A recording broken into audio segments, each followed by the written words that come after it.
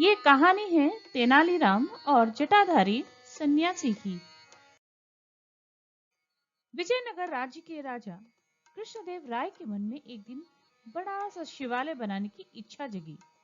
इस सोच के साथ उन्होंने अपने खास मंत्रियों को बुलाया और उन्हें शिवालय के लिए एक अच्छी सी जगह ढूंढने को कहा। कुछ ही दिनों में एक अच्छी सी जगह को शिवालय के लिए सभी ने चुन लिया। राजा ने भी उस जगह को पसंद किया और वहां काम शुरू करने की इजाजत दे दी। मंदिर बनाने का पूरा जिम्मा राजा ने एक मंत्री को सौंप दिया। वो अपने साथ कुछ लोगों को लेकर उस जगह की साफ सफाई करवाने लगा। तभी वहां खुदाई के दौरान शंकर देव की एक सोने की मूर्ति मिली। सोने की मूर्ति देखकर मंत्री के मन में लालच आ गया और उसने लोगों को कहकर उस मूर्ति को अपने घर में रखवा लिया। साफ सफाई करने वालों में से कुछ लोग तेनालीराम के खास थे। उन्होंने सोने की मूर्ति और मंत्री के लालच के बारे में तेनाली को बता दिया। इन सभी बातों का पता चलने के बाद भी तेनालीराम ने कुछ नहीं किया। वो सही वक्त का इंतजार करते रहे। कुछ दिनों के बाद मंदिर के लिए सुनिश्चित की गई जगह पर भूमि पूजन करने का मुहूर्त निकाला गया। सब कुछ अच्छे से होने के बाद राजा दरबार में अपने मंत्रियों के साथ मंदिर के लिए मूर्ति बनवाने की बातचीत करने लगे।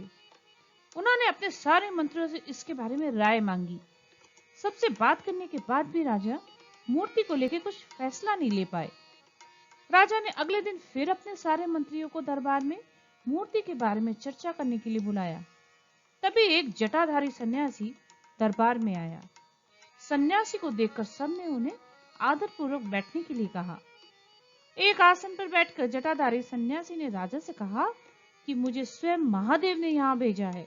मैं जानता हूँ कि आप लोग शिव मंदिर बनाने की सोच रहे हैं और वहां स्थापित करने के लिए मूर्ति कैसी हो उस पर यहाँ चर्चा हो रही है। इसी वजह से मैं यहाँ पर आया हूँ।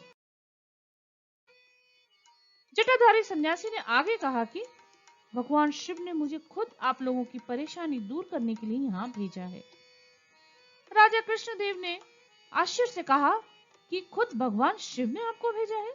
जटाधारी सन्यासी ने जवाब देते हुए कहा, हाँ, स्वयं महाकाल ने मुझे भेजा है। उन्होंने कहा कि शिव शंभू ने अपनी एक सोने की मूर्ति आपके लिए भेजी है। जटाधारी सन्यासी ने अपनी उंगली एक मंत्री की तरफ इशारा करते हुए कहा कि उस मूर्ति को भगवान ने इस मंत्री के घर में रखा है। इतना कहकर सन्यासी वहां से चले गए। सन्यासी की बात सुनकर वो मंत्री डर के मारे कांप रहा था।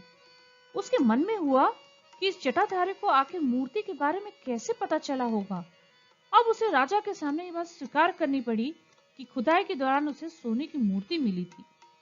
यह सब देखकर महाराज ने दरबार में नजर दौड़ाई और तेनालीराम को ढूंढा, लेकिन वो कहीं नजर ही नहीं आए। तभी कुछ देर बाद तेनालीराम दरबार में आ गए। उन्हें देखते ही सब जोर जोर से हंसने लगे। तभी एक व्यक्ति ने कहा कि अच्छा, तो यही थे वो जटाधारी सन्यासी। आपने अपनी जटाएं और कपड़े तो उतार दिए, लेकिन माला उतारना भूल गए।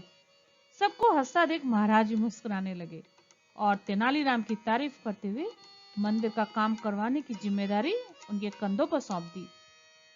इस कहानी से सीख मिलती है कि लालच करना गलत है। हमेशा सरल और अच्छे मन से कार्य करना चाहिए। ऐसा करने से लोगों के सामने कभी शर्मिंदा नहीं होना पड़ता।